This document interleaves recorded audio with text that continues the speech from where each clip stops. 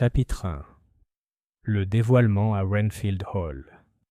C'était un après-midi tout à fait ordinaire à Renfield, ce petit coin de campagne anglaise où le temps semblait s'écouler au rythme des fleurs. Les roses ondulaient sur les murs de pierre, les abeilles bourdonnaient avec ardeur parmi les massifs de lavande, et le révérend Allerton venait de terminer son sermon sur la patience chrétienne, dont beaucoup de ses paroissiens convenaient qu'il avait duré un peu plus longtemps que nécessaire. C'est ainsi que l'effervescence de la semaine, que dis-je, du mois, se concentra à Renfield Hall, où Lady Diana Stansbury inaugurait le portrait de famille fraîchement restauré dans la galerie Est. Cet événement avait fait couler beaucoup d'encre dans le village. Le portrait en question, une huile de l'arrière-arrière-grand-père de son défunt mari, l'amiral Stansbury, était resté longtemps suspendu dans une sombre poussière, le visage à moitié voilé par une large fissure sur la joue. Lady Diana, revenue à Renfield 2 ans après un séjour à l'étranger, avait décidé de redonner vie au hall.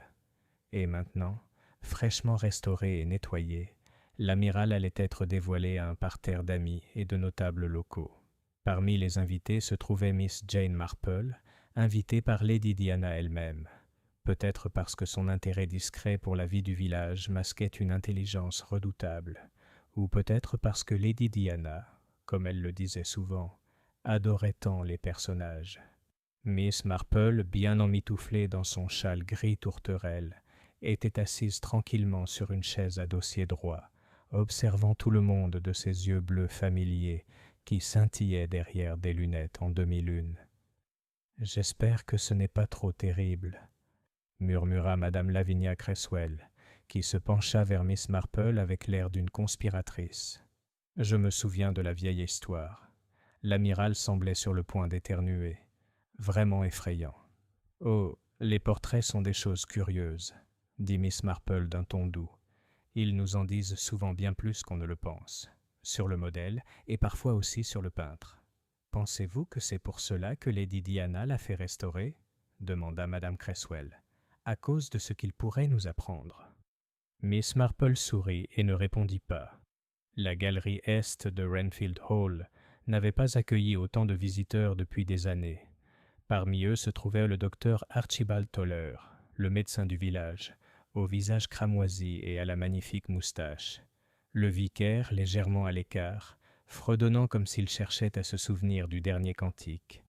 Le jeune Colin Price, qui gérait les finances du domaine, et mademoiselle Antonia Blake, la nièce de Diana, fraîchement arrivée de Londres et enveloppée de soie, telle une momie élégante. Était également présent l'inspecteur George Cray, du commissariat voisin de Marlécombe, invité non pas pour des fonctions officielles, mais en tant qu'ami de la famille. Lady Diana en personne fit irruption dans la galerie à 4 heures précises, laissant derrière elle parfum et assurance. Elle frappa une fois dans ses mains, et les bavardages étouffés cessèrent. « Mes amis, » dit-elle, rayonnante, « merci à tous d'être venus. Je ne vous ennuierai pas avec un long discours. Disons simplement que ce portrait veille sur Renfield depuis 150 ans, et après bien trop longtemps dans l'ombre et la crasse, il est prêt à nous regarder à nouveau dans les yeux. » Un rire poli retentit. Lady Diana désigna le cadre drapé derrière elle. D'un geste théâtral, elle le retira. L'amiral émergea, grand et sévère, d'une allure incontestablement autoritaire. La Restauration avait fait ressortir la richesse des rouges de son uniforme, la finesse des détails de ses épaulettes dorées, mais le plus frappant était son expression. Il y eut un silence dans la pièce, puis un étrange murmure. « Dis donc, » murmura le docteur Toller, « c'est bizarre. » Le regard de l'amiral, vif et froid, n'était pas dirigé droit devant lui, comme on aurait pu s'y attendre. Il semblait plutôt légèrement tourné, comme s'il regardait juste au-delà de l'épaule de Lady Diana. Ses yeux, d'un gris perçant, étaient indéniablement fixés, non pas sur le spectateur, mais vers le coin le plus éloigné de la pièce. Et plus troublante encore, l'expression n'avait rien de la sérénité digne de la plupart des portraits ancestraux. L'amiral semblait presque alarmé. Miss Marple, qui avait tricoté tranquillement tout au long du processus, s'arrêta au milieu d'une maille. Antonia Blake eut un petit rire, mais sec. « Eh bien, il est certainement plus intense que dans mes souvenirs. » Lady Diana, toujours théâtrale, semblait se délecter du spectacle. « C'est merveilleux, n'est-ce pas ? Le restaurateur, M. Ambrose de Londres, a dit qu'il avait été recouvert de peinture à un moment donné. Caché, en fait. Il a découvert l'original après des années de correction d'amateur. Et pourquoi quelqu'un voudrait-il le cacher ? Demanda Colin Price d'une voix un peu trop désinvolte. Lady Diana haussa les épaules. Qui sait ? Des querelles de famille, peut-être ? Les Stansbury étaient une famille dramatique. Duel, disparition, tout ce qu'il y avait à faire. La conversation poursuivit son cours et des boissons furent servies dans le salon attenant. Mais l'atmosphère avait changé, subtilement, presque imperceptiblement, mais néanmoins. On jeta plus d'une fois un coup d'œil par-dessus son épaule, et Miss Marple, qui avait vu bien des choses étranges au cours de sa longue vie, aucune plus étrange que le comportement humain, sentit une tension dans sa poitrine, une sorte de malaise instinctif, ancien. C'est 2 jours plus tard que Colin Price fut retrouvé mort dans la même galerie, recroquevillé sous le portrait de l'amiral, une belle entaille à l'arrière du crâne. La police pensait qu'il était tombé de l'escabeau en inspectant le cadre. Un accident, peut-être un barreau mal fixé. Lady Diana était bouleversée, et l'inspecteur Cray, désormais en fonction, ouvrit une enquête discrète. Miss Marple, debout à l'extérieur de la galerie, les mains gantées soigneusement jointes, leva les yeux vers le regard fixe de l'amiral. Elle murmura, presque pour elle-même, « C'est drôle, non ? Comme un portrait peut changer de direction, comme s'il voulait montrer quelque chose. » Et sur ce, Miss Marple entra à nouveau discrètement dans la maison, et le jeu, comme on dit, était en marche. Chapitre 2. Un village bourdonne, et Miss Marple écoute Renfield n'était pas un village où il se passait grand-chose sans que personne ne le sache avant l'heure du thé. L'apprenti boulanger, dont la bouche renfrognée ne s'ouvrait que pour un bâillement, avait annoncé la mort de Colin Price à la moitié de la paroisse avant que le soleil n'atteigne le clocher de l'église Saint-Étienne. Et aux vêpres, le village était littéralement électrisé par les ragots. « Mort, hein ? Tombé d'une échelle, paraît-il ? Je n'y crois pas, » déclara Madame Groves, la receveuse de poste, fascinée par le malheur des autres. Colin Price était l'homme le plus agile de Renfield. Il jouait au tennis tous les dimanches à Marleycombe. Il a cassé une raquette la semaine dernière en plongeant pour tirer. Eh bien, il gérait les livres de succession, murmura M. Fosdick, le marchand de fruits et légumes, derrière une cagette de pommes légèrement abîmée. Ce genre de poste, eh bien, on entend des choses, n'est-ce pas ? C'est vrai, dit Madame Groves avec délectation. Et j'ai entendu dire que Lady Diana n'était pas très satisfaite de la situation financière. De l'argent en moins, voilà ce que c'était. Les ragots, telle la brise de juin, balayaient les ruelles étroites et les paisibles chaumières de Renfield. Mais dans un salon orné de roses, à l'orée du village, Miss Marple, assise avec sa broderie, écoutait un autre genre de bavardage, la répétition pensive de ce que les gens disaient quand ils pensaient de que personne d'important ne les écoutait. La jeune Daisy Luttrell, nièce du vicaire, était passée prendre une tasse de thé, soi-disant pour apporter un panier de groseilles. Mais comme souvent, elle s'attarda.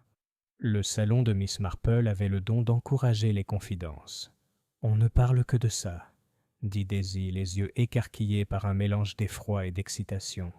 Monsieur Price a été retrouvé allongé juste sous ce portrait.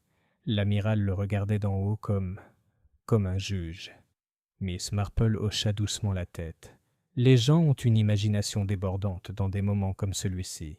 « Mais c'est vrai ?» insista Daisy. « Et on dit qu'il tenait quelque chose à la main. Un bout de papier. La police l'a pris, bien sûr. Quel genre de papier ? Je ne sais pas exactement. Mais Milly, la femme de chambre du manoir, a dit que ça ressemblait à une de ces vieilles pages de contes. Vous savez, celles qu'on utilise au bureau des successions. » Les doigts de Miss Marple s'arrêtèrent un bref instant sur son aiguille. « Et l'inspecteur Cray ? Que dit-il ? » « Oh, il dit que c'est un accident, du moins pour l'instant. Mais tout le monde sait que Colin n'était pas maladroit. Et on raconte. Daisy jeta un coup d'œil par-dessus son épaule, bien que le salon fût plutôt vide. On raconte qu'il s'est disputé avec Lady Diana et avec sa nièce. Mademoiselle Antonia? Oui. Certains disent qu'elle l'aimait beaucoup. D'autres disent qu'elle en avait assez.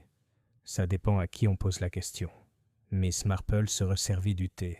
« N'est-il pas curieux, dit-elle doucement, de voir à quelle vitesse l'affection peut se transformer en ressentiment, surtout quand il y a de l'argent en jeu ?» Daisy parut troublée. « Vous pensez que quelqu'un l'a tuée, Miss Marple ?»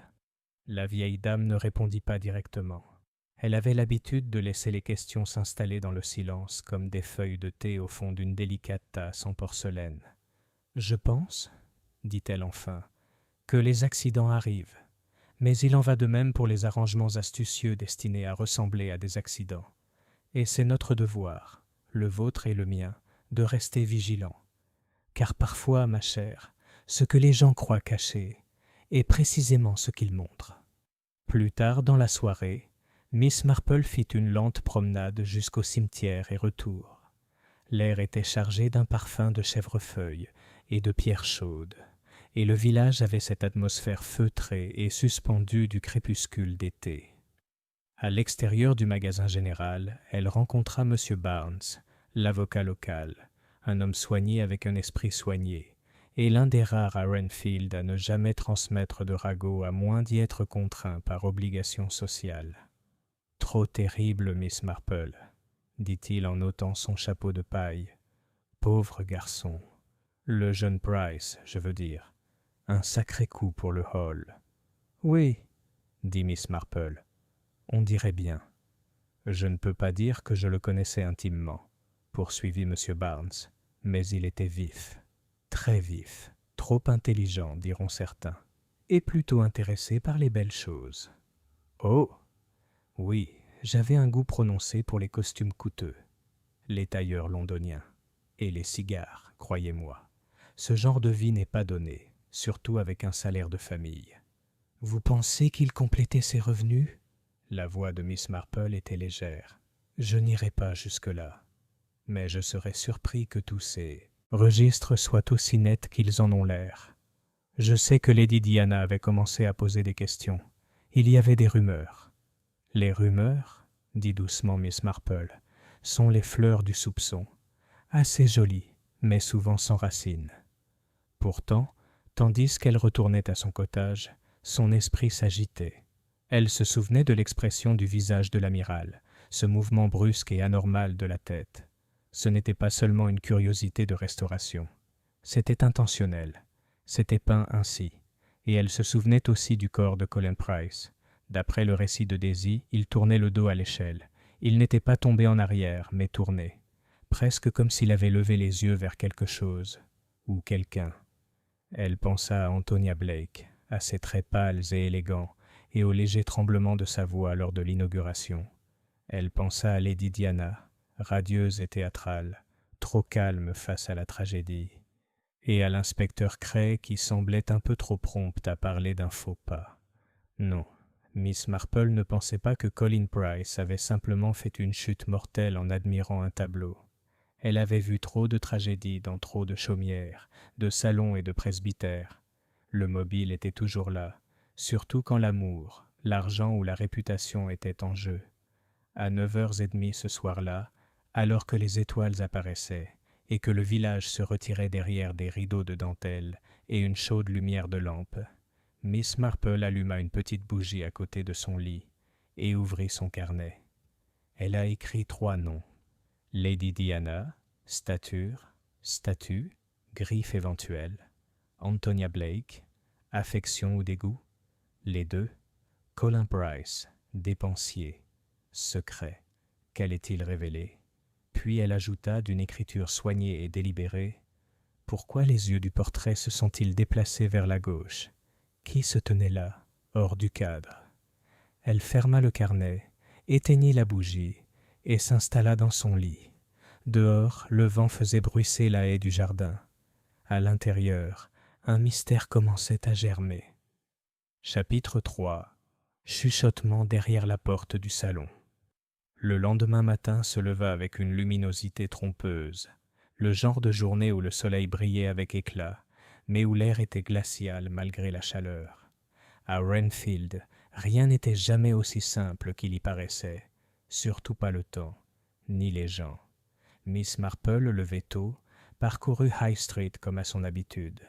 Son pas était lent, posé et apparemment sans but précis, mais chaque vitrine, chaque conversation offrait de petits éclaircissements.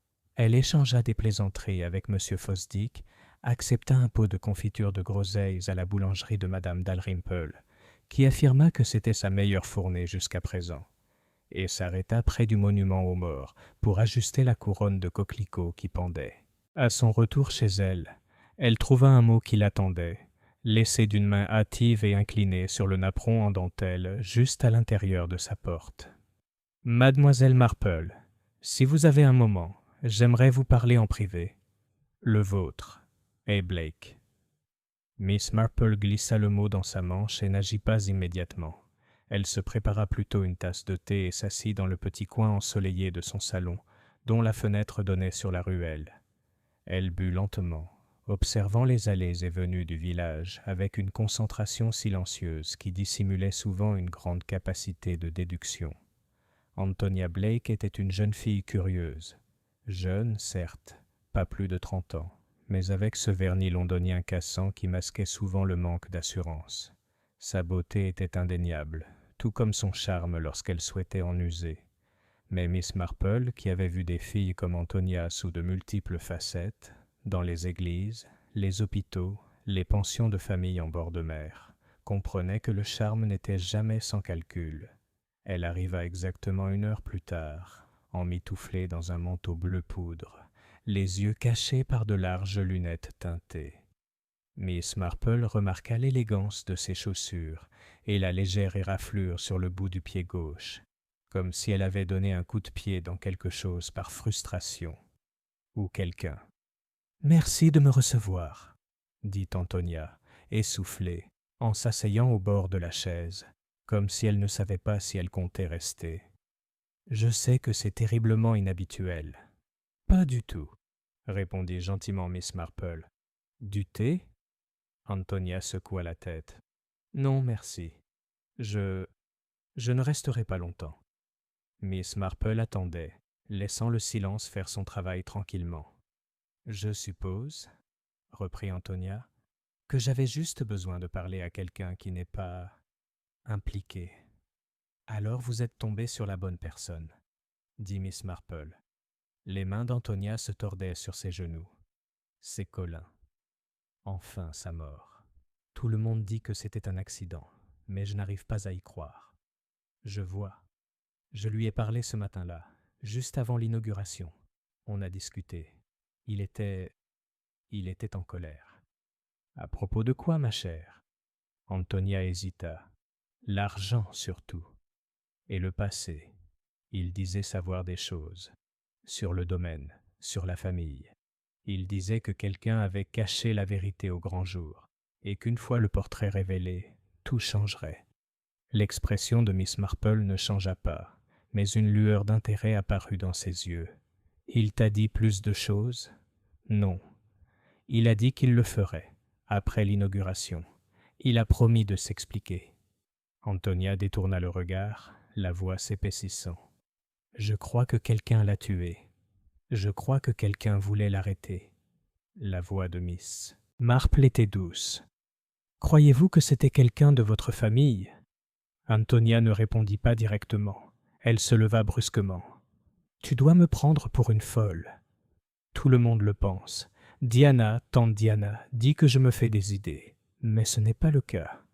Voulez-vous que je parle à Lady Diana ?»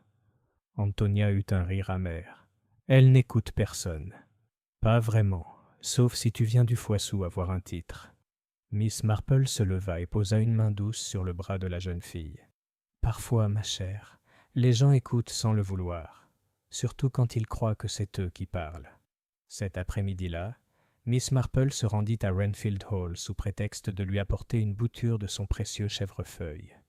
Lady Diana la reçut dans le salon, où crépitait un feu et où un portrait de Foxhound, encadré d'or, était accroché au-dessus de la cheminée. Ma chère Jane, roucoula Lady Diana en embrassant les deux côtés à la manière continentale qu'elle avait adoptée durant ses années à l'étranger. Quel mariage parfait, charmant surprendre. Vous savez comment sont les jardins, dit Miss Marple en sortant la bouture enveloppée dans un linge humide. Ils aiment être partagés.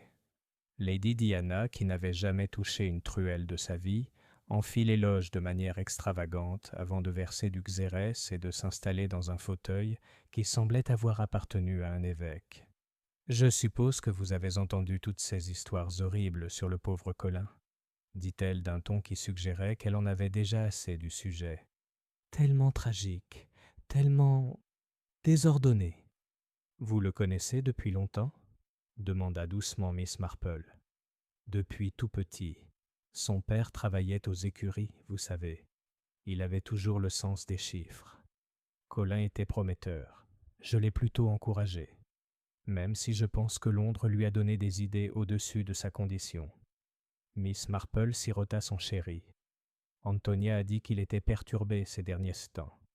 Quelque chose à propos de secret et du portrait ? Lady Diana haussa les sourcils. Oh, elle dramatise tout. La pauvre, elle est nerveuse. Elle ressemble à sa mère, j'en ai peur. Aucun sens des proportions. Quant au portrait, eh bien, ce n'est que de la peinture et de la toile, non ? Parfois, les tableaux portent des échos, dit Miss Marple. Un souvenir, peut-être, ou un avertissement. Lady Diana eut un rire rauque. Ma chère, c'est merveilleusement morbide. Vous savez comment ajouter de la couleur aux choses. Mais non, l'amiral n'est qu'un rappel de notre glorieux passé naval. Rien de plus. Miss Marple ne la contredit pas. Elle se contenta de remarquer « Il est curieux, cependant, que le restaurateur ait découvert une expression entièrement différente sous l'ancienne. » Lady Diana semblait un peu moins amusée. « Monsieur Ambrose est un artiste. Il voit le drame en toutes choses. Il a insisté sur le fait que le visage original avait été repeint, mais il n'a pas pu me dire par qui. J'imagine qu'un ancêtre de mon mari a eu un accès de vanité. Et pourtant, dit Miss Marple d'une voix douce, l'amiral semble maintenant assez perturbé. Il y eut alors un silence, bref mais pesant. Lady Diana sourit de nouveau, mais cette fois, son sourire n'atteignit pas tout à fait ses yeux. Je préfère penser qu'il est simplement alerte. Lorsque Miss Marple quitta Renfield Hall, le soleil était bas à l'horizon et les ombres s'étendaient sur le chemin de gravier. L'odeur de l'herbe coupée persistait, mêlée à quelque chose de plus sombre. Un souvenir peut-être, ou la faible trace d'une certaine agitation. Elle s'arrêta juste devant le portail d'entrée, jetant un coup d'œil aux hautes fenêtres du manoir. Quelque part derrière l'une de ses vitres, un tueur l'observait peut-être. « Alerte », murmura-t-elle. « Oui, c'est peut-être le mot le plus honnête que Lady Diana ait prononcé. » Elle rentra lentement chez elle, son esprit désormais occupé non plus par les fleurs ou les haies, mais par des motifs anciens, enfouis sous des générations de gentillesse et de silence. Chapitre 4. Le restaurateur et le sourire qui n'étaient pas là. La petite gare de Marlécombe était une construction modeste. Un seul quai bordé de haies et parfois peuplé de moineaux, une boîte aux lettres rouges et un horaire inchangé depuis des décennies. C'est là, le jeudi suivant, que mademoiselle Marple s'enquit discrètement du chef de gare, un gentleman voûté nommé M. Pettigrew, qui se targuait de se souvenir de chaque passager qui passait. « Monsieur Ambrose, vous dites ?»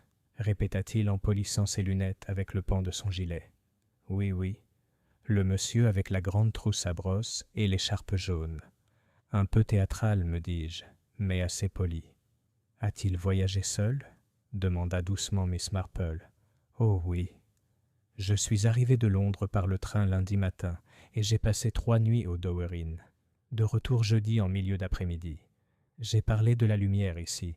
J'ai dit que c'était plus doux en couleur. »« En effet, » murmura Miss Marple. « A-t-il mentionné son travail à Renfield Hall ?» Monsieur Pettigrew ricana.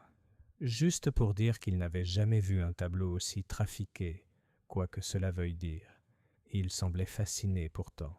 Il disait que le portrait avait une histoire sous-jacente, très théâtrale à mon avis.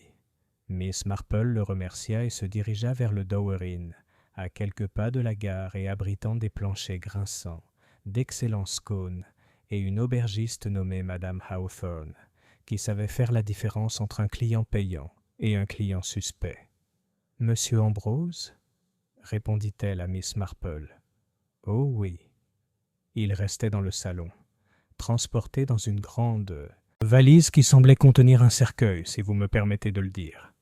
Des manières charmantes, cependant. Il avait un côté un peu génie distrait. Il prenait tous ses repas au salon et lisait à voix haute. A-t-il reçu des visiteurs pendant son séjour ? Madame Hawthorne marqua une pause, réfléchissant. Maintenant que vous le dites, était un monsieur qui a appelé le deuxième soir. Il n'est pas entré. Ils ont discuté dehors. Un homme grand, manteau gris. Plutôt impatient, me semble-t-il. Monsieur Ambrose a semblé perturbé par la suite.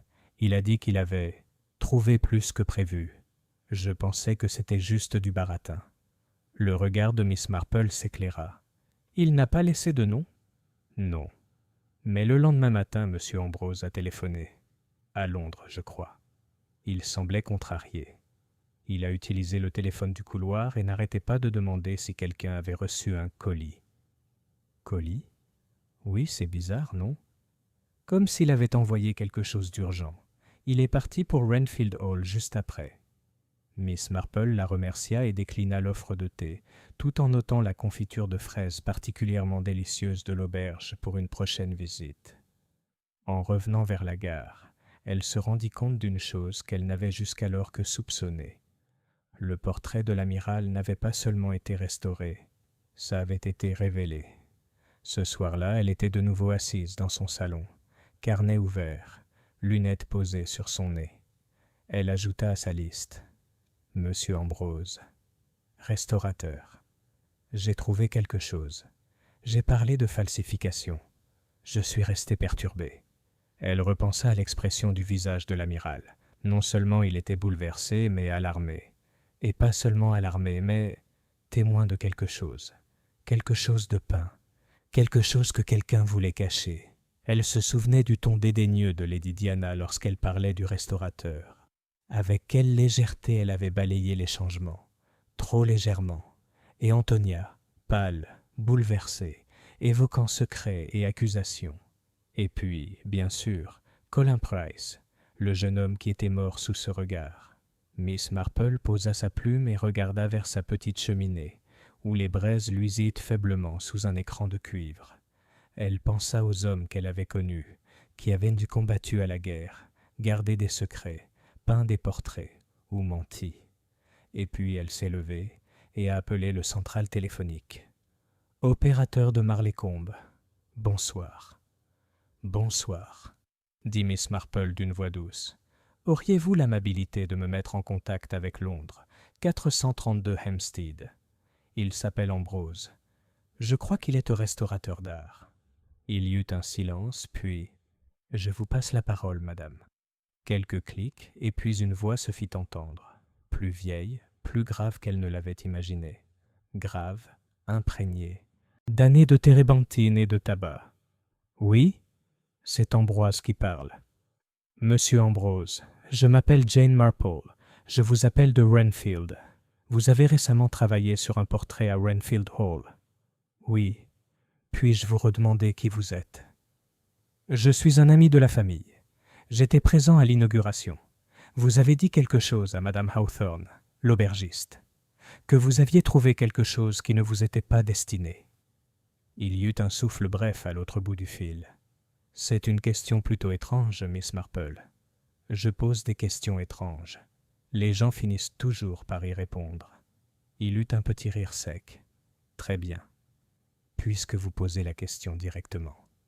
Oui, le portrait de l'amiral. Il avait été repeint. Pas seulement retouché, délibérément modifié. La bouche, les yeux, l'angle de la tête. Tout a changé. J'ai enlevé 3 couches avant de retrouver l'original. Pourquoi quelqu'un se donnerait-il cette peine ? Parce que, je suppose, l'expression trahissait quelque chose. Émotion ? Non. Témoin. Il y eut un silence. Je vous demande pardon. Le tableau original, L'amiral était regardé quelque chose. Quelque chose hors cadre. Et ce n'était pas rien. Son expression n'était ni solennelle ni noble. Elle était inquiète. J'ai déjà restauré des portraits de militaires, Miss Marple. Ce n'était pas un homme se préparant à la guerre. C'était un homme qui regardait quelque chose qu'il aurait préféré ne jamais voir. Miss Marple serra les doigts sur le combiné. Et avez-vous envoyé les photos originales à quelqu'un? Je l'ai fait. À mes propres archives. Et au musée de Belgrave Street. J'avais besoin d'un deuxième avis. Ils ont convenu que c'était inhabituel. J'ai également envoyé un autre exemplaire. À Colin Price. À Monsieur Price? Oui. Il me l'a demandé. Il a dit que c'était pour vérification. Je n'ai pas posé de questions.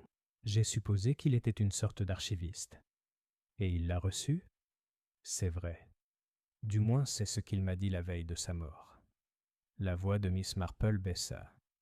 Il est mort, monsieur Ambrose. On l'a retrouvé dans la galerie Est le lendemain matin de l'inauguration.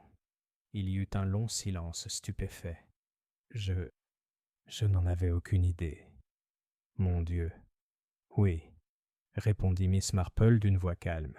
Et je crois que la clé de sa mort réside dans ce portrait, ou plus précisément dans ce qui se cachait en dessous. Miss Marple raccrocha et resta assise un long moment, immobile. Dehors, le village était immobile, la lune argentée se levant derrière les nuages. À l'intérieur, le mystère s'épaississait. Le portrait n'avait pas simplement été modifié, il avait été silencieux. Quelqu'un, il y a longtemps, avait peint sur un témoin. Et maintenant, ce témoin, le regard anxieux de l'amiral, avait été découvert une fois de plus. Elle prit son stylo et souligna une dernière phrase dans son cahier. Qu'a vu l'amiral? Et en dessous, une autre question. Qui a-t-il vu? Chapitre 5. Le deuxième visiteur à minuit. Les horloges de Renfield sonnèrent à minuit avec une douce et musicale insistance, leurs carillons résonnant faiblement dans les champs silencieux et les maisons closes. La plupart des foyers dormaient alors, le genre de sommeil que l'on trouve dans les villages paisibles, où le mal est présumé éteint, et où la mort, lorsqu'elle survient, est généralement douce et murmurée. Mais cette nuit-là, tout le monde n'a pas dormi. À Renfield Hall, derrière les pierres couvertes de lierre et les vitraux, une silhouette traversait la galerie Est avec précaution. Aucun bruit de pas ne résonnait. Seul le léger froissement des tissus et le craquement occasionnel des vieilles planches du parquet interrompaient le silence. Le portrait de l'amiral Stansbury se dressait au-dessus de la cheminée, restauré, dévoilé, et n'était plus la relique passive qu'il avait été autrefois. Le regard de l'amiral était d'une vivacité troublante, juste assez tourné pour suggérer qu'il avait remarqué quelque chose hors de portée du spectateur. Le visiteur resta quelques instants devant lui. Puis, ses mains gantées fouillèrent dans une poche et en sortirent une lettre pliée. La silhouette hésita, puis glissa la lettre dans la tranche dorée du cadre, la faisant glisser hors de vue derrière le lourd support. Puis, sans un autre bruit, la silhouette se retourna et disparut dans l'ombre. Le lendemain matin, un soleil éclatant et une fraîcheur glaciale apportèrent un temps qui faisait lever fièrement la tête aux rosiers du presbytère. Miss Marple se leva tôt, comme d'habitude, inspectant les feuilles de ses lupins blancs à la recherche de pucerons. Mais ses pensées étaient loin du jardinage. Elle n'avait pas bien dormi. Sa conversation avec M. Ambrose, la veille au soir, avait réveillé quelque chose de troublant dans son esprit. Un portrait altéré, une expression secrète, cachée depuis des décennies, un homme tué sous son regard. Et maintenant, le sentiment lancinant que le portrait n'avait pas encore fini de parler. À 9h30 précises, on frappa à sa porte. C'était l'inspecteur George Cray, son uniforme impeccable mais le visage las. Il retira son chapeau, révélant une chevelure grisonnante et l'expression d'un homme aux réponses trop courtes et aux soupçons trop vifs. « Puis-je entrer, Miss Marple ?»« Bien sûr, inspecteur. Du thé ? S'il te plaît. » Ils s'installèrent dans le salon. Miss Marple versa de la sâme dans de délicates tasses en porcelaine, tandis que Cray contemplait la petite bibliothèque derrière elle, principalement des biographies et des manuels de jardinage, bien que plusieurs volumes de droit pénal trônaient discrètement sur l'étagère du bas. « Nous avons eu une évolution, » dit finalement Cray. « J'espérais que vous pourriez m'apporter une perspective. »« J'essaierai, » dit Miss Marple avec un léger sourire, « même si vous constaterez peut-être que je fais plus de spéculations que de reportages. » Il lui tendit une petite enveloppe, du genre de celles utilisées par les papetiers pour la correspondance personnelle. Le rabat était ouvert, et à l'intérieur se trouvait un mot plié, écrit de la belle écriture penchée d'une personne ayant fréquenté un pensionnat de qualité supérieure. Miss Marple lisait en silence. « À qui cela peut concerner ? Je laisse cela derrière moi, car je ne peux plus en porter le poids. Je n'ai jamais voulu faire de mal, seulement protéger ce qui était déjà brisé. Mais ce tableau a tout changé. Si la vérité éclate, qu'il en soit ainsi. Je prie seulement pour qu'elle ne détruise pas ceux qui n'y sont pour rien. Pardonnez-moi. » Ah. Elle leva les yeux, l'air indéchiffrable. « Trouvez où ? » ?»« Derrière le portrait, » dit Cray d'un ton sombre. L'un des valets de pied, Thomas, était en train de dépoussiérer lorsqu'il remarqua le bord du papier qui dépassait du cadre. Il l'apporta à Lady Diana. Elle m'appela. « Je suppose que tu penses au suicide maintenant ? » demanda-t-elle doucement. Cray hocha la tête. « Ça semble correspondre. » Confession, culpabilité, regret, et la signature, juste une initiale. Ah, pourrait être Antonia. Miss Marple sirota son thé. Mais San et Son, c'est comme un suicide, n'est-ce pas ? Cray haussa un sourcil. Non, non. Une lettre de suicide en dit généralement plus. C'est une lettre de retenue, pas de révélation. Et cette phrase, protéger ce qui était déjà brisé, cela ne suggère pas le désespoir. Cela suggère la limitation des dégâts. Donc tu penses qu'il a été planté ? Miss Marple reposa la tasse avec précaution. Je pense que quelqu'un s'efforce de fermer la porte à une vérité qui commence à peine à émerger. Et je pense qu'il a peut-être sous-estimé la persistance de la vérité. Cray soupira. Je déteste le dire, mais je commence à être d'accord. Antonia a-t-elle vu le mot ? Non. Lady Diana a refusé. Elle a dit qu'elle était trop délicate. Mais je ne suis pas sûr que ce soit la vraie raison. Miss Marple lui lança un regard noir. Et pourtant, Antonia est la seule à avoir dit que Colin avait trouvé quelque chose, qu'il craignait pour sa vie, que le tableau avait tout changé. Cray se rassit. Tu la crois ? Je crois qu'elle a peur, et je crois qu'elle en sait plus qu'elle ne veut bien l'admettre. Il y eut un silence. Puis Miss Marple se pencha. « Dites-moi, inspecteur, avez-vous examiné attentivement le cadre ? » ?»« Oui. Il est vieux, lourd, le genre de portrait de famille qu'on attendrait. Rien d'inhabituel. Pas de rayures. Pas de traces de retrait ou de manipulation récente. » Cray cligna des yeux. « Non. Pourquoi ? » « Parce que la lettre a été incérézant. Démonter le portrait. Cela signifie que quelqu'un savait exactement où se trouvait l'ouverture, quelqu'un qui l'avait manipulé récemment. Le restaurateur ? C'est possible, mais il est à Londres. Je pense que c'est quelqu'un de plus proche. » Cray se leva. « Tu insinues que quelqu'un a caché la lettre hier soir. »« Je suggère, » dit doucement Miss Marple, « que quelqu'un retourne sur les lieux pour former le récit, parce que le tableau parle, et tout le monde ne veut pas l'entendre. » Cet après-midi-là, Mademoiselle Marple fit une visite discrète à l'église. Le vicaire, le révérend Allerton, était en déplacement pour affaires diocésaines, mais le vicaire, le jeune monsieur Fleet, l'accueillit chaleureusement et lui proposa de la guider dans les archives lorsqu'elle s'enquit de documents familiaux. « Que cherchez-vous exactement, Miss Marple ?» demanda-t-il en équilibrant une liasse d'entrée baptismale sur son bras. « Des liens familiaux, » dit-elle. « J'aimerais notamment voir les archives de la famille Stansbury, entre 1880 et 1920 environ. »« Ah, » dit M. Fleet, « vous n'êtes pas le premier. »« Non ? » ?»« Non. M. Price est passé peu de temps avant sa mort. Il a dit qu'il recherchait des héritages familiaux. Il semblait toutefois plus intéressé par les omissions que par les inclusions. Comme c'est curieux, M. Fleet présenta les registres. Voilà. N'hésitez pas à les consulter. Miss Marple le feuilleta attentivement, ses doigts gantés scrutant les noms et les dates. Et puis elle l'a trouvé. 1891. Naissance de Gregory Stansbury, fils illégitime de l'amiral Henry Stansbury et d'Annabel Crichton, femme de chambre, Renfield Hall. Il y avait une ligne dans la marge. Légitimité contestée. Nom non inscrit dans l'arbre généalogique. Les yeux de Miss Marple se rétrécirent. Gregory Stansbury. Un enfant caché, une honte enfouie, et peut-être un lien avec quelqu'un vivant aujourd'hui. Elle tourna une autre page et vit une entrée ultérieure. Gregory Stansbury a épousé Margaret Price en 1918. Son souffle s'arrêta. Pris. Colin Price. Il n'avait pas seulement géré le domaine, c'était un Stansbury. Chapitre 6. Du sang sous le vernis.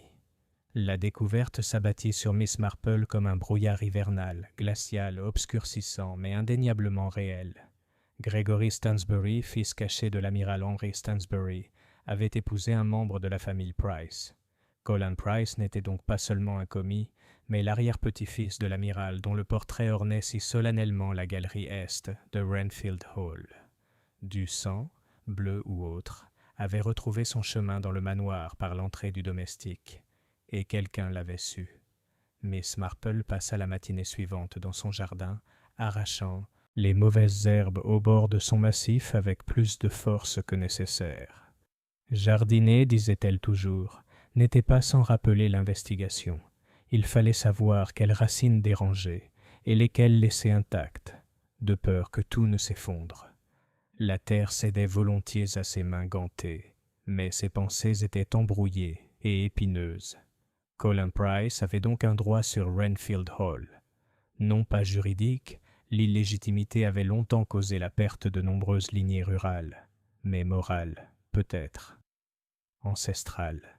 Ce seul fait suffisait à le réduire au silence, surtout s'il avait découvert la vérité. Et si le portrait avait un jour représenté l'amiral Stansbury regardant quelqu'un qui n'était pas censé être inclus, aurait-il pu s'agir de son fils ? Après tout, un tableau ne captait pas seulement le modèle, mais la vérité du peintre. L'artiste avait-il capturé plus que prévu ? Ou l'amiral avait-il insisté pour que l'instant soit immortalisé ? Miss Marple se releva et épousseta la terre de sa jupe. Il était temps de rendre visite à la seule personne qui connaissait probablement Colin mieux que quiconque. Antonia Blake reçut Miss Marple dans son salon à l'étage de Renfield Hall, un espace délicat rempli de livres, de châles délavés et d'un parfum de violette. Ses yeux étaient ébouffis et son teint blafard, mais elle salua Miss Marple d'un sourire chaleureux, quoique lasse. « Vous êtes venu pour poser des questions sur la lettre, » dit-elle, avant que Miss Marple ne puisse parler. « En partie, » répondit doucement Miss Marple, « même si je pense qu'il y a des choses plus urgentes qu'une simple note. » Antonia se raidit. « Plantée ? » ?»« Oui. Elle a été placée derrière le portrait après la mort de Colin. Ce n'est pas une spéculation. Le support était intact le lendemain matin de l'inauguration. La femme de chambre le confirme. Elle a été insérée plus tard, par quelqu'un qui voulait éveiller les soupçons sans risquer d'obtenir des aveux en bonne et due forme.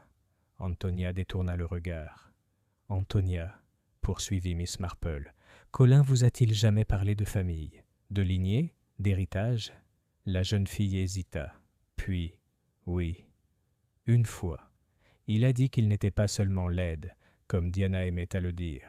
Il a dit qu'il avait des liens de sang avec le Hall, des liens anciens, oubliés.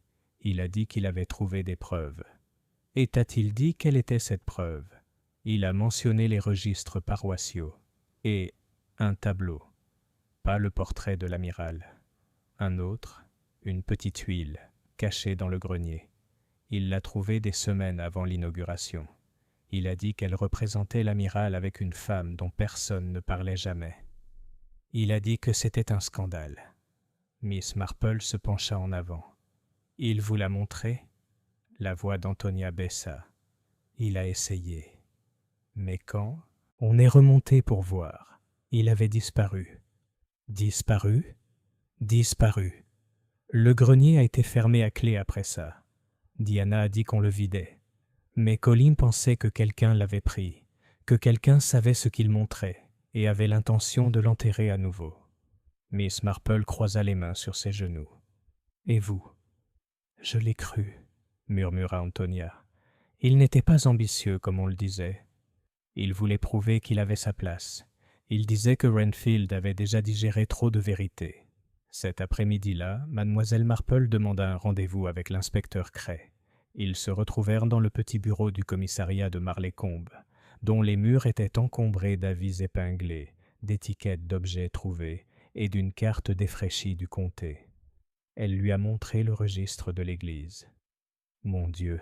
murmura Cray. « Alors il a vraiment été à un Stansbury.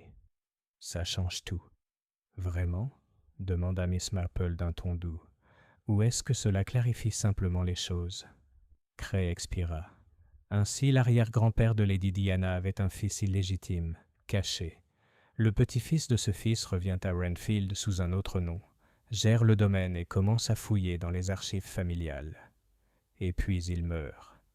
Et le portrait qui a tourné la tête est dévoilé quelques jours auparavant, révélant peut-être une reconnaissance visuelle de l'enfant que la famille a essayé d'oublier.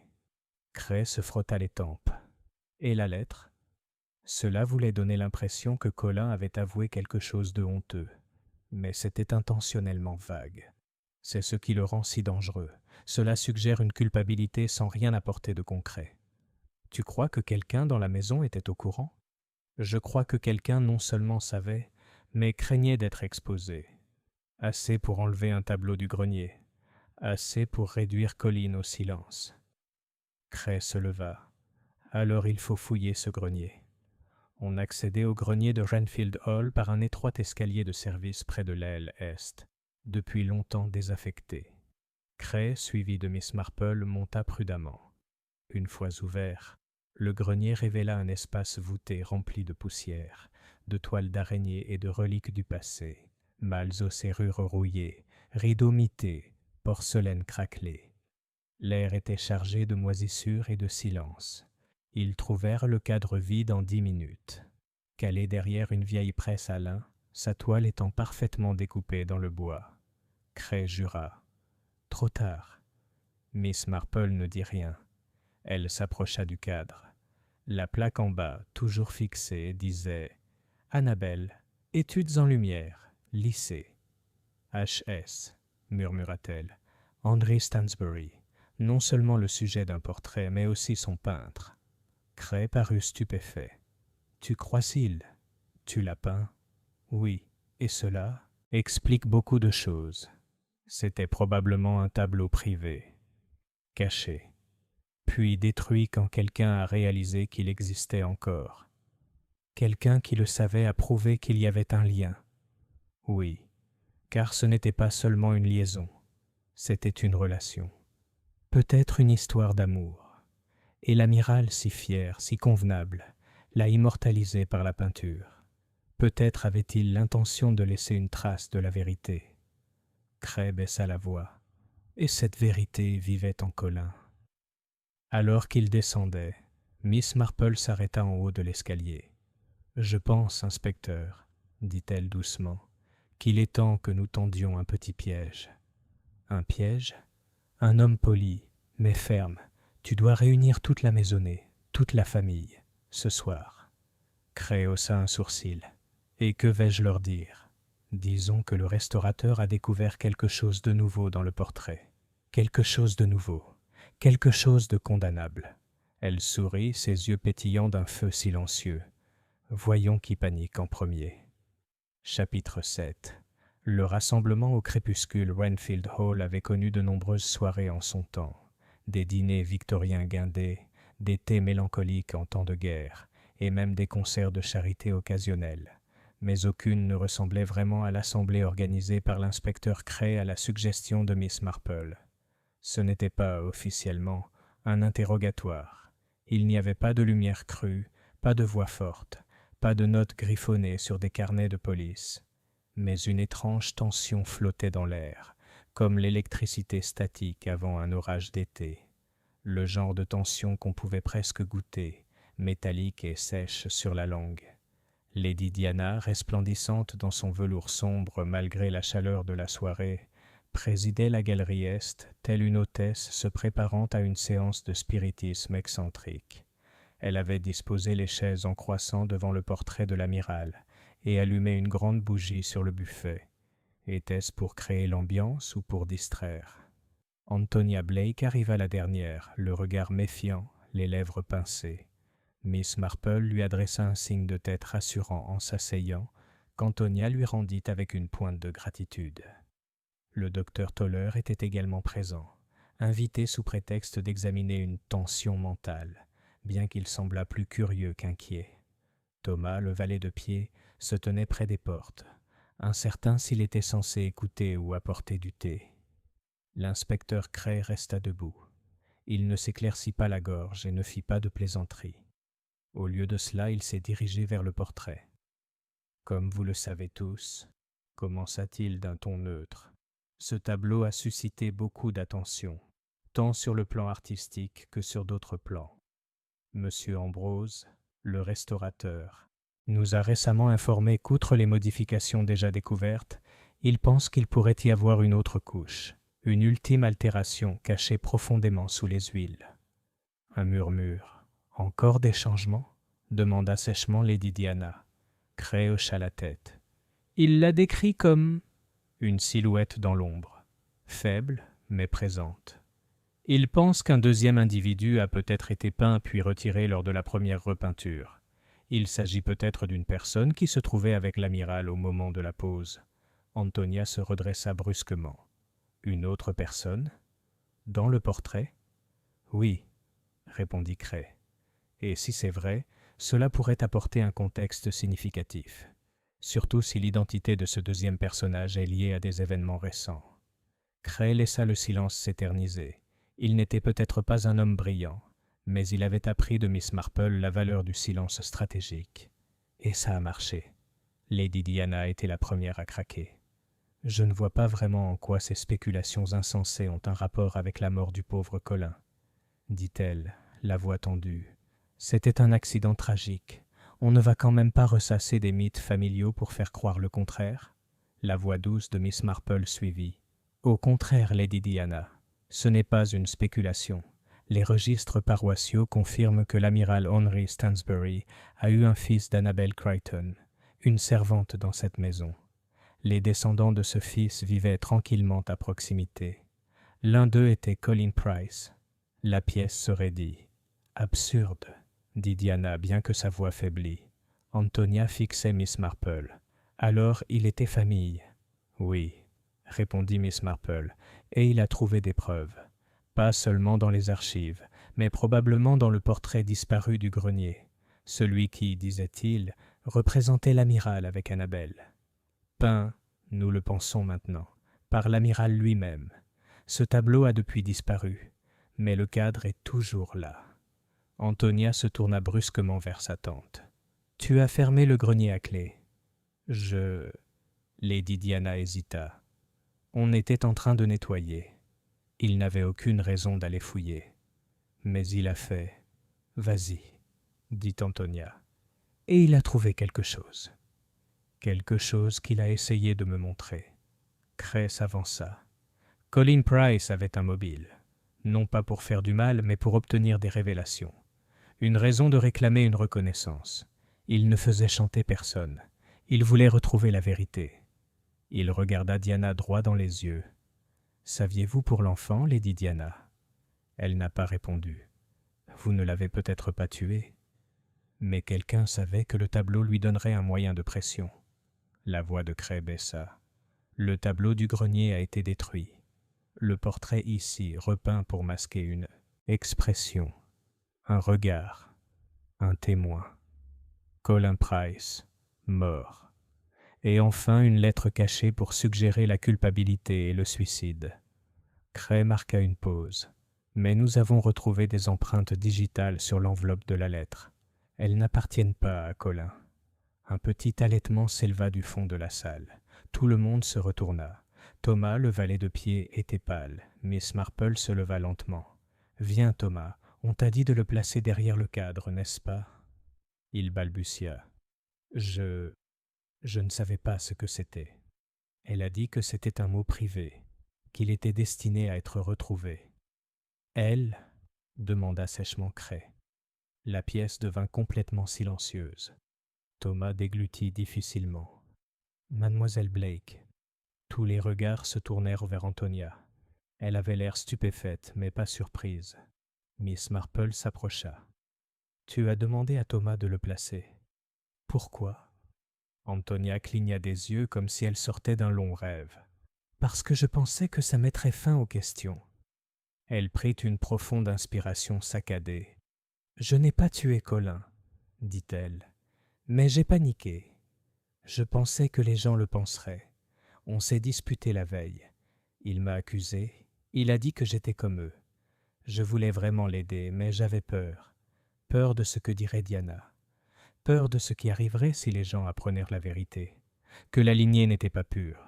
Que le Hall ne lui appartenait pas du tout. La voix de Lady Diana était froide. « Ils appartiennent à moi. » Antonia se tourna vers elle. « Non, ça ne l'est pas. Ça n'a jamais été le cas. Tu savais pour Annabelle. J'ai retrouvé les lettres de ta grand-mère dans le vieux bureau. Tu savais pour Grégory. Et tu as laissé Colin vivre ici, travailler ici, sachant qu'il était ton propre cousin. Tu lui as souri au dîner et tu l'as traité comme un moins que rien. » Diana se tenait debout, le visage tiré et blanc. « J'ai préservé la famille du scandale. C'est ça qui compte. Le respect. La réputation. Tu crois comprendre l'histoire. Tu vis à Londres depuis 10 ans. Et tu penses que cacher un meurtre préserve le respect ?» rétorqua Antonia. Les yeux de Lady Diana s'écarquillèrent. « Tu ne l'as pas tué, n'est-ce pas ?» dit doucement Antonia. « Vraiment ?» Diana ouvrit la bouche, mais ce fut Miss Marple qui parla. « Non, elle ne l'a pas fait. » Tous les regards se tournèrent à nouveau vers elle. La voix de Miss Marple était claire, douce, mais indéniablement ferme. « Il y avait une chose que je n'avais pas encore résolue. Colin Price était mort d'un coup à l'arrière de la tête, mais l'échelle d'où il était tombé était intacte. Aucun barreau n'était cassé, aucune blessure à la tête causée par le plancher. Et puis je me suis souvenu. Monsieur Ambrose avait dit que l'amiral était regardant à gauche, vers la fenêtre. Elle se tourna lentement en pointant du doigt. Il y a une armure là, décorative, mais solide, et à la base, une masse d'armes cérémonielles, non aiguisée, mais lourde. » Tout le monde se tourna vers l'armure, sa visière sombre brillant à la lumière des bougies. Quelqu'un se tenait là, attendant, caché par l'ombre. Quand Colin s'est approché du portrait, il lui a tourné le dos. L'inspecteur Cray traversa la pièce et attrapa la masse. Son socle était tacheté d'une substance sombre. Il l'a touché avec un doigt ganté. Il l'a senti. Sang. Chapitre 8. Le fantôme dans la galerie Est. La galerie Est a été scellée. L'inspecteur Cray posta un agent en uniforme à chaque entrée. Les fenêtres avaient été verrouillées et dépoussiérées pour relever les empreintes. La masse d'armes cérémonielles, autrefois un élément de décoration inoffensif à côté de l'armure antique, reposait désormais dans un sac à preuve, sa surface en laiton poli ternie par la présence de sang séché. Renfield Hall, autrefois fier et imposant, ressemblait davantage à une scène, et quelqu'un parmi ses joueurs avait frappé la note finale, la plus violente. Miss Marple, ayant observé la confrontation depuis un coin de la pièce la veille, se retira tranquillement dans son cottage. Elle dormit peu. Ses rêves étaient peuplés de portraits ombragés, d'excuses murmurées et du regard scrutateur de l'amiral. Mais maintenant, avec le soleil levé et les roses ondulant doucement devant sa fenêtre, son esprit était aussi vif que jamais. Elle est retournée à son carnet. Que savons-nous? Colin Price était un descendant direct des Stansbury. Il a découvert une histoire familiale refoulée, une lignée illégitime. Il a trouvé, et perdu, un tableau représentant Annabel Crichton. Il a eu une conversation avec quelqu'un dans la galerie le soir du dévoilement. Il a été frappé par derrière, probablement par la masse. Une fausse lettre de suicide a été placée. Les yeux du portrait étaient à l'origine tournés vers l'emplacement de l'arme. Elle tapota son stylo pensivement. Qui gagne le plus à sa mort? Lady Diana, pour protéger l'héritage, le Hall, le nom. Quelqu'un d'autre? Quelqu'un que vous n'avez pas encore en vue. C'était le dernier point qui la taraudait. Tout le monde avait regardé Diana. Mais son indignation n'avait pas été démentie. Son horreur, bien que dissimulée derrière sa dignité, semblait réelle. Et Antonia, impulsive, émotive, peut-être stupide, n'était pas assez rusée pour orchestrer un tel crime. Non, il y avait quelqu'un d'autre, quelqu'un de plus discret, quelqu'un toujours en retrait. Elle a fermé son carnet. Il est temps de revisiter la scène du crime. La galerie Est était déserte lorsque Miss Marple est arrivée ce matin-là, à l'exception du gendarme Fielding, un jeune homme poli qui aimait le gâteau éponge et qui admirait le vieux détective. Il inclina sa casquette. « Bonjour, Miss Marple. L'inspecteur Cray a dit que vous pouviez passer si vous le souhaitiez. »« Merci, agent. Je ne dérangerai rien. » Elle le dépassa et entra dans la galerie. Le silence régnait, à l'exception du tic-tac d'une horloge de parquet. La lumière matinale entrait par les hautes fenêtres, illuminant des grains de poussière qui dansaient paresseusement dans l'air. Le portrait de l'amiral, désormais familier, la regardait avec son expression troublante. Elle regarda à nouveau l'endroit où Colin était mort, discrètement marqué à la craie. Puis elle se tourna vers l'armure, une cotte de maille du XVIe siècle, polie et imposante. La masse reposait à côté, nichée dans un support sculpté. Elle s'approcha. Quelque chose tira sur les limites de sa perception. Sur le sol à proximité, presque invisible à moins de regarder, se trouvait une légère éraflure. Non pas celle des bottes, mais celle d'un objet plat, fin, chaussé d'une paire de pantoufles. Elle s'accroupit et regarda attentivement. Un seul fil fin, bleu, soie. Elle se leva lentement. Tout le personnel était vêtu de noir. Thomas en particulier portait des chaussures à semelles dures. Diana privilégiait les tons profonds et précieux. Antonia avait porté sa robe bleu poudre ce matin-là, mais elle était arrivée après le meurtre. Qui d'autre portait de la soie bleue? Les yeux de Miss Marple se tournèrent vers la porte. 2 heures plus tard, elle visita la cuisine de Renfield Hall.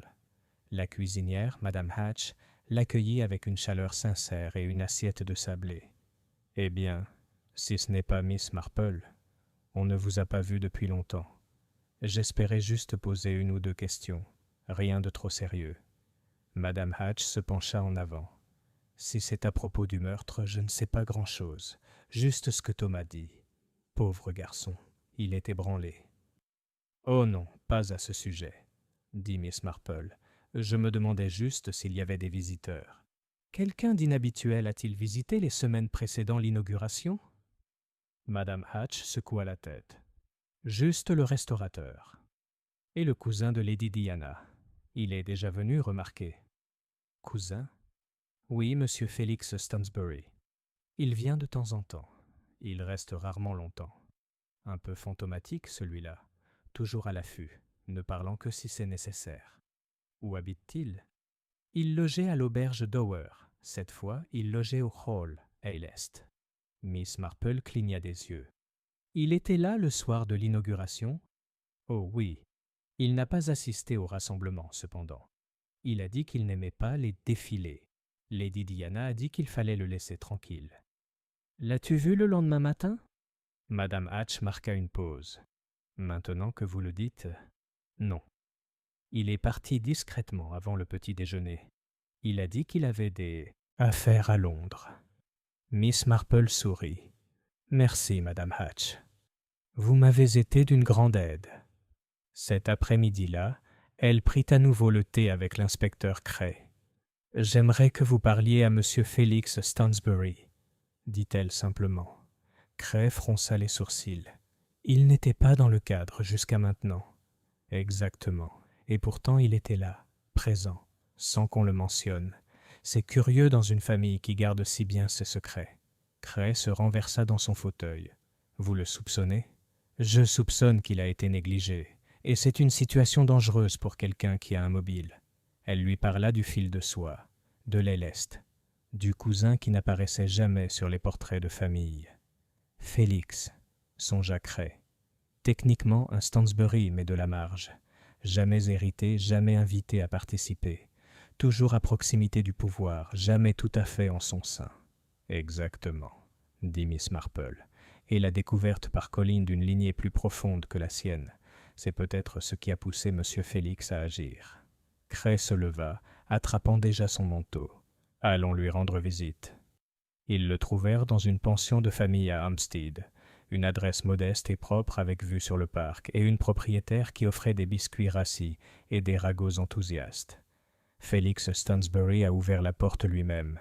Il était grand, mince et soigné, avec un air érudit et le genre de sourire qui ne touchait jamais les yeux. Quand il vit Miss Marple, son sourire vacilla. « Mademoiselle Marple, dit-il lentement, je m'attendais plutôt à ce que vous veniez. » L'inspecteur Cray s'avança. « Monsieur Stansbury, nous aimerions vous poser quelques questions. » Félix s'écarta. « Bien sûr. Je suppose que nous avons largement dépassé le stade de la politesse. » À l'intérieur, la pièce était remplie de livres, de meubles poussiéreux et d'une légère odeur de térébenthine. Miss Marple parcourut la pièce du regard. Sur une table d'appoint se trouvait une boîte en bois plate. Entr'ouverte, elle révélait des pinceaux, une palette et 3 pots d'huile en verre. « Vous peignez, monsieur Stansbury » demanda-t-elle. Félix hésita. « Je m'y mets un peu. »« Des portraits ?» Il n'a pas répondu. Miss Marple se tourna vers Cray. « Voilà ton tableau disparu. » La bouche de Félix tressaillit. « Je l'ai détruit, » dit-il doucement. « C'était dangereux. » Ça rendait les choses trop évidentes. Annabelle et l'amiral se regardant comme des amants. Et le garçon, à peine esquissé, mais reconnaissable. Le portrait craché de Colin. « Colin était ton cousin, » dit Miss Marple, « et il représentait une menace pour ton héritage. »« Je n'ai pas eu d'héritage, » rétorqua-t-il. « J'étais une ombre, toujours tolérée, jamais inclus, mais au moins compris le poids de l'héritage. Colin venait d'une lignée dont personne ne parlait et voulait tout s'approprier. »« Alors tu l'as tué, » dit Cray doucement. Félix baissa les yeux sur ses mains. Je me tenais dans l'ombre. Le portrait les avait déjà tous réveillés, leur vanité, leur peur. Lorsqu'il est venu inspecter le cadre, je suis sorti. Un coup, il ne m'a pas vu. Je ne m'attendais pas à ce que le portrait m'observe. La voix de Miss Marple était douce, mais il était, et la maison aussi. Les vieilles maisons se souviennent, monsieur Stansbury, même quand les familles oublient. Chapitre 9. Le portrait parle une dernière fois. C'était une chose curieuse, pensa Miss Marple en entrant une fois de plus dans la galerie est, de voir comment une peinture, un objet de toile et de pigments, pouvait posséder autant de pouvoir. Le portrait de l'amiral Henry Stansbury était devenu plus qu'une relique familiale. En révélant son expression originelle, il avait traversé les générations, les secrets et le sang. Il avait été témoin d'un meurtre, littéralement, et maintenant son regard, perçant, observateur et toujours légèrement tourné vers la gauche, était devenu presque conscient dans son immobilité. « J'ose dire, » murmura Miss Marple, « qu'il a vu plus dans la mort que la plupart des gens dans la vie. » Les événements des derniers jours s'étaient enchaînés rapidement après l'enregistrement des aveux de Félix Stansbury. L'inspecteur Cray, après une procédure régulière, l'avait arrêté à la pension de Hampstead. Les preuves, circonstancielles certes, mais étayées par le mobile, l'opportunité et ce simple fil de soie bleue, étaient accablantes. Félix n'avait pas résisté. Il avait même semblé soulagé. Le poids de l'échec générationnel, de l'invisibilité, lui avait peut-être donné l'impression que cet acte était inévitable. Un acte mal avisé d'héritage par effacement. Son seul regret, semblait-il, était de ne pas avoir recouvert la vérité plus tôt. Maintenant que la galerie était rouverte et que les agents de police avaient été renvoyés, Miss Marple se tenait seule devant le portrait, accompagnée seulement par le tic-tac étouffé de l'horloge du grand-père et le silence frais du matin. Antonia Blake s'avança tranquillement à côté d'elle. « Il a avoué ?» demanda-t-elle. Miss Marple hocha la tête. Antonia leva les yeux vers l'amiral. « Je ne l'avais jamais vraiment regardé avant. »« Pas vraiment. Mais maintenant, c'est comme s'il sait... »« Je crois que oui, » dit Miss Marple. « Ou du moins, le peintre. La vérité s'attache aux détails, ma chère. L'inclinaison d'un menton, la direction d'un regard, l'absence d'un sourire. » Antonia resta silencieuse un long moment. « Que va-t-il se passer maintenant ? À Félix ? Non. À tout ça. À cet endroit. À la mémoire de Colin. » Miss Marple se retourna et posa doucement une main gantée sur le bras d'Antonia. « Cela dépend de vous. » Les funérailles eurent lieu 2 jours plus tard, à l'église Saint-Étienne. Une cérémonie simple. Les villageois, dont la curiosité avait laissé place à la sympathie, y assistèrent en nombre respectueux. Le cercueil de Colin Price était modeste, les fleurs ayant été offertes par le cercle de jardinage de l'église.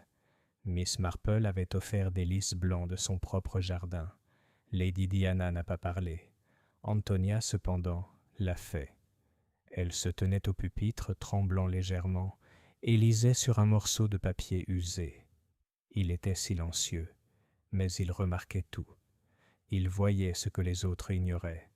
Il portait le fardeau du passé avec dignité, même lorsqu'on le lui refusait. Il n'a pas exigé. Il n'a pas crié, il a simplement recherché, pour la vérité, pour l'appartenance, pour un nom. Et même s'il n'a rien trouvé de tout cela de son vivant, j'espère que, où qu'il soit aujourd'hui, il sait qu'il a contribué à quelque chose, que son histoire a été vue. Elle descendit en silence, les larmes aux yeux.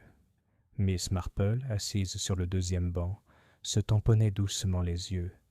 Non pas seulement par tristesse, mais par quelque chose de plus profond. La résolution d'une injustice, peut-être. L'apaisement d'un écho. Plus tard dans l'après-midi, Miss Marple fut invitée à revenir à Renfield Hall. Ce fut Antonia qui ouvrit la porte, n'étant plus une invitée, ni une simple nièce. Le changement dans son attitude était subtil mais indéniable, une résolution tranquille qu'elle n'avait jamais ressentie auparavant. « Je voulais que tu voies quelque chose, » dit-elle en conduisant Miss Marple dans la bibliothèque. Sur le bureau était posé le vieil arbre généalogique, déroulé, jauni sur les bords, marqué d'une fine calligraphie. « Le nom de Colin, » dit doucement Antonia, « et celui de Grégory. Je les ai fait ajouter. Ce n'est pas juridiquement contraignant, bien sûr, mais ça, moyen quelque chose. » Miss Marple sourit. « C'est vrai. Et les vivants doivent parfois faire ce que les morts n'ont pas pu faire. » Antonia hésita. « Je pense rester ici. Pas juste pour un temps, pour de bon. Gérer le domaine. Peut-être transformer l'Éleste en école ou en refuge pour les familles déplacées. Quelque chose de concret. Quelque chose d'utile. »« Une idée très sage, » dit Miss Marple, et elle le pensait. Ils prirent le thé au salon. Lady Diana était introuvable. Miss Marple ne demanda pas de ses nouvelles, et Antonia ne la lui proposa pas. Il suffisait pour l'instant de savoir que la salle ne serait plus un monument au silence. Plus tard dans la soirée, Miss Marple rentra chez elle et trouva une lettre qui l'attendait. C'était de M. Ambrose, le restaurateur. « Chère Miss Marple, j'ai pensé que vous aimeriez peut-être savoir qu'après votre demande, j'ai effectué un nouveau scan infrarouge du portrait de l'amiral, par simple curiosité, professionnelle. En effet, sous la couche actuelle, une autre silhouette se dessinait, faible mais reconnaissable entre mille, une femme, positionnée juste à l'extérieur de l'épaule de l'amiral. Son regard n'était pas tourné vers lui, mais vers le spectateur. Elle regardait aussi. L'histoire peut essayer d'oublier ses témoins gênants, mais parfois, Les coups de pinceau se souviennent mieux que le sang. Cordialement, Édouard Ambroise Miss Marple plia soigneusement la lettre et la plaça dans la petite boîte en cèdre qu'elle conservait pour la correspondance importante, à côté des notes d'évêques, d'ecclésiastiques obscurs et d'un hôtelier italien qu'elle avait autrefois dénoncé comme un voleur de bijoux. Puis elle se prépara une tasse de thé, y ajouta un peu de lait et s'assit près de la fenêtre donnant sur ses roses. Elle pensait à Colin Price, à Grégory, à Annabelle et de tous les autres noms qui n'ont jamais été écrits. Cette nuit-là, un vent doux faisait bruisser le lierre sur les pierres de Renfield Hall. La galerie est, de nouveau immobile et inoccupée, brillait de l'or tamisé du clair de lune. Le visage de l'amiral, à demi plongé dans l'ombre, restait inchangé, et pourtant, au fil des heures, une curieuse illusion persistait. On aurait presque dit qu'il ne regardait plus à gauche, mais en avant, comme si la justice avait enfin aligné son regard. Chapitre 10. Un nom gravé dans la cire. C'était le premier dimanche depuis les funérailles de Colin Price, et les cloches de Saint-Stephen sonnaient à Renfield avec leur clarté habituelle, ni joyeuse ni solennelle, mais quelque chose entre les deux, une tonalité équilibrée, comme si le village, après avoir frôlé le chaos, commençait à se redresser. Miss Marple, toujours habituée à ses habitudes, avait pris sa place habituelle près du devant de la nef, 3 bancs derrière le chœur. Elle écoutait le prêche du révérend Allerton sur « La force silencieuse de la vérité », un sermon qui, bien qu'involontaire, était remarquablement bien placé. Plus tard, tandis que la congrégation envahissait le cimetière en murmurant des roses et de la pluie, Miss Marple s'attarda. Non pas pour parler, mais pour observer. Elle vit Antonia parler doucement à Madame Cresswell, son attitude calme et assurée. Elle remarqua Lady Diana se tenant légèrement à l'écart, saluant poliment les sympathisants, mais sans chaleur. Les villageois étaient aimables, ou feignaient de l'être, mais Miss Marple percevait le fond du problème. Une suspicion tacite, un respect nouvellement incertain. La vérité, comme l'avait dit le révérend, était une force étrange. Elle ne détruisait pas, mais transformait. Et ce remodelage ne faisait que commencer. Cet après-midi-là, Antonia rendit visite à Miss Marple, non pas à Renfield Hall, mais dans son modeste cottage aux roses. Elle apporta un paquet emballé et une expression curieuse, mi-hésitation, mi-impatience. « J'ai trouvé quelque chose, » dit-elle, tandis qu'ils étaient assis dans le petit salon, à la cave. Miss Marple, qui polissait la pince à sucre en argent, haussa un sourcil. « Dans le hall ?» Antonia hocha la tête. « Il y a un espace de rangement au pied de l'escalier de l'aile est, sol en pierre, humide, jamais utilisé. Nous le déblayons pour installer un nouveau câblage. Un des ouvriers a déplacé un vieux bureau effondré sous l'effet de la pourriture. Dans un des tiroirs, ceci. » Elle a déballé le colis. C'était une boîte en bois peu profonde, longue et plate, du genre utilisé pour stocker des seaux, de l'encre et de la cire. Et nichée à l'intérieur, à côté de 2 vieilles chevalières et d'un encrier desséché, se trouvait une bougie lourde, cérémonielle, émoussée par le temps. Mais ce qui a attiré l'attention, c'est ce qui avait été pressé dans sa base. Un gribouillage d'enfant, des lettres irrégulières et légèrement tordues, mais reconnaissables. J.S. Miss Marple se pencha. « Gregory Stansbury. » Antonia hocha la tête. « La cire est vieille. » Craquelée. « Mais elle a été préservée. L'ouvrier a failli la jeter. Mais quand j'ai vu les initiales, » les doigts de Miss Marple caressèrent délicatement le bord de la sculpture. « Un canif, je crois, ou peut-être le tranchant d'un clou. Un enfant essayant de laisser sa marque. Tu penses que Colin était au courant ? J'en doute. S'il l'avait fait, cela aurait fait partie des objets dont il m'a parlé. Ceci, c'est tout autre chose. Pas une preuve, mais un souvenir. » Antonia baissa les yeux vers la bougie. « C'est étrange, n'est-ce pas ? Comme les petites choses ont une signification profonde. » Miss Marple sourit. « Ce n'est pas étrange du tout. » D'après mon expérience, c'est presque toujours les petites choses qui portent le plus de vérité. » Elle s'arrêta puis leva les yeux. « Me permettriez-vous de garder cela un petit moment ?»« Bien sûr, » dit Antonia. « Je te fais confiance plus qu'à quiconque. » Miss Marple n'apporta pas la bougie à l'inspecteur Cray, ni ne la rangea avec les autres preuves. Elle la déposa plutôt sur la petite table sous sa fenêtre, à côté d'un livre de fleurs séchées et d'un coupe-papier en ivoire. Puis elle écrivit une lettre. Cette fois, ce n'est pas à un restaurateur ou à un avocat, mais à une femme nommée Eliza Penworthy, anciennement de la Renfield Historical Society. Eliza, bien qu'approchant les 80 ans et vivant désormais dans une maison près de Douvres, avait autrefois écrit un mince volume sur les domaines du South Berkshire et leurs enfants oubliés.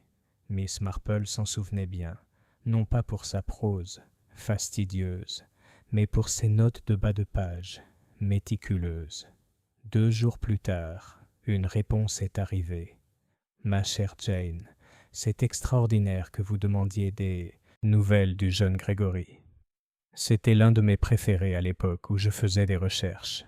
Le fils invisible de l'amiral. Oui, je me souviens de lui.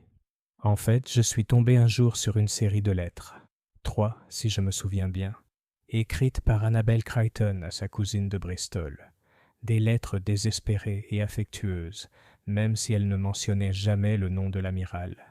L'une d'elles mentionne une bougie d'anniversaire que Grégory avait fabriquée, avec sa propre petite marque dessus, comme un chevalier réclamant son épée. J'ai copié la lettre dans mes notes. Je joins le passage. N'hésitez pas à me faire part de vos découvertes. Le passé, je le crains, est rarement terminé pour nous. Bien à toi, Eliza. Le passage ci-joint disait « Il l'a fait à la cave, le sculptant avec un tel sérieux que j'en ai failli pleurer. Il a dit que c'était pour qu'on se souvienne de lui quand il serait grand. Je lui ai dit que les noms s'effacent, mais que les marques restent. Il a dit « Alors je ferai une marque qu'ils ne pourront pas effacer. » Miss Marple plia la lettre avec beaucoup de soin. Une bougie, un garçon, une marque à retenir. Elle regarda à travers la pièce où se trouvait la bougie, sa cire faible, sa sculpture toujours fière. Non, Gregory Stonsbury n'avait pas été effacé. Ce vendredi-là, l'inspecteur Cray lui rendit visite. Il apporta une petite pile de documents, parmi lesquels les rapports finalisés sur les aveux de Félix Stonsbury, l'analyse des empreintes digitales et le dossier clos concernant le tableau disparu du grenier, qui, de l'aveu même de Félix, avait été brûlé dans un incendie de jardin derrière le manoir. « Je n'arrive toujours pas à croire qu'il nous ait manqué, » dit Cray en sirotant le thé que Miss Marple avait préparé. « Ce n'est pas surprenant, » répondit-elle. Il ne voulait pas se faire remarquer. Certaines personnes vivent comme des échos. On ne les entend que lorsque la pièce est vide. Il hocha la tête.